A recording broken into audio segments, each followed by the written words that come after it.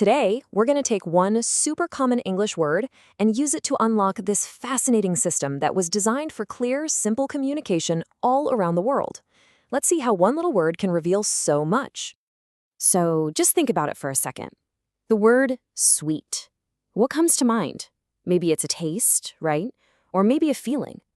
It's a word we all know and use, but it's holding on to a little secret that perfectly illustrates a much, much bigger idea. You know, on the surface, it's pretty straightforward. It's got two main jobs as an adjective.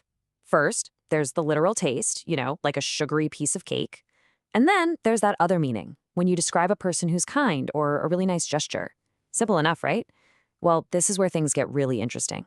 Because that simple word, sweet, actually belongs to a very exclusive club, a kind of secret list that was created with this incredibly powerful goal in mind. And here it is. This one sentence from our source material, this changes everything. Sweet is on the Basic English 850 list. So this isn't just some random word. It was chosen, specifically chosen. But what is this list? So the key here is the number, 850. It's not 1,000. It's not 500. It's a very specific set of 850 words picked to build an entire system for communication. And that kind of begs the question, right? What exactly is this system? All right, let's unpack it. What is this system that's built on just 850 words? It's called Basic English. And once you get what it is, this whole idea just clicks into place. So Basic English was developed way back in the 1930s. And the whole idea was to create this controlled language. Think about it like this. Instead of having a giant, messy garage full of tools you never use, you have a small, super effective toolbox that has everything you actually need. It was all about making a version of English that would be incredibly easy for anyone, anywhere in the world to pick up. And the philosophy behind it is just so cool.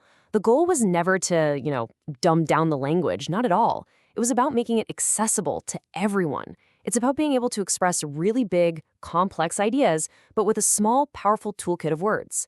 It gives you a rock-solid foundation before you move on to learning the whole language. So now that we understand the system, let's bring it all the way back to our little word, sweet. If we put it under the microscope, we can see exactly why it's such a perfect fit for this list. First off, just look at its grammar. It is perfectly simple and totally predictable. Sweet, sweeter, sweetest. There are no weird exceptions, no complicated rules you have to memorize. This kind of brilliant simplicity is exactly what the creators of Basic English were looking for. But it's also a total workhorse. Beyond just being an adjective, it can also act as a noun. A sweet is just a piece of candy. This ability to do double duty makes it an incredibly efficient word to have in your toolbox. And hey, here's a little fun fact from the source material for you. Using it as a noun like this is something you'll hear a lot, especially in the UK. Just a cool little detail that shows how it's used in the real world. So if you put it all together, you can see why sweet totally made the cut. It's common, everyone gets it, its meanings are clear, the grammar is simple, and it's versatile. I mean, it does a lot of heavy lifting for just a single word. And this really gets us to the bigger idea here. Why does a system like this, a system built on simplicity, still matter so much today? Get this. According to our source, the dictionary entry for our word sweet is available in 67 different languages. 67! That number just brilliantly illustrates the global scale we're talking about.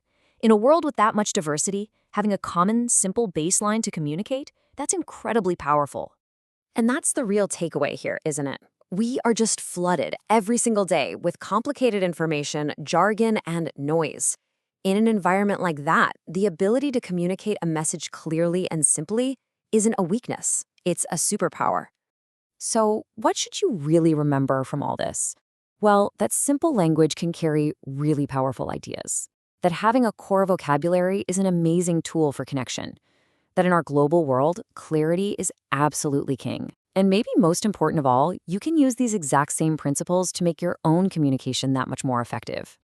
So I'll just leave you with this final thought to chew on. As our world seems to get more and more complex, should we be reaching for more complex language to describe it all? Or is it possible that the future of powerful communication is actually much, much simpler?